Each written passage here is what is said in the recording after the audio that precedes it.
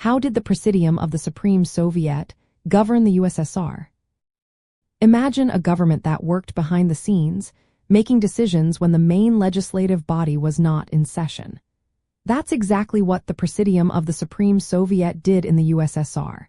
It was like the country's steady hand, guiding the nation day to day. The Presidium was elected by the Supreme Soviet, which was the highest lawmaking body, but it held most of the power between the sessions. The Supreme Soviet only met a few times a year, usually twice, so the Presidium kept the government running smoothly all the time. It had the authority to issue decrees that acted as laws until the full Soviet could approve them. Think of it as a quick decision-maker that kept things moving. The Presidium also appointed key government positions, like the Council of Ministers, which was the executive branch, and the heads of the judicial system, including the Supreme Court and the Procurator General.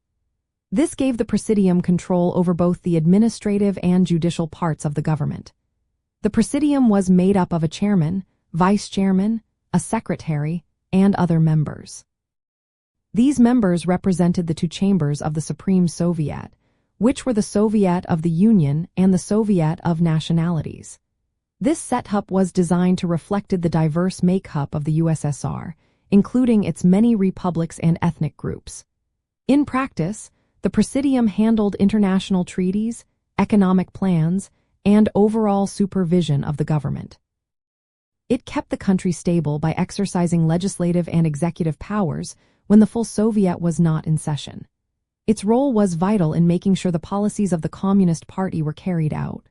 The Communist Party led the country, and the Presidium worked to translate that leadership into actual laws and actions. From a communist point of view, the Presidium embodied collective leadership, avoiding power being concentrated in one person. It was a key link between the party's goals and the functioning of the state. Overall, the Presidium kept the USSR functioning smoothly between the big meetings of the Supreme Soviet, making decisions, managing government agencies, and ensuring socialist policies were implemented. It was a central piece in building and maintaining the Soviet state, always aligned with the principles of Marxism-Leninism and the party's leadership.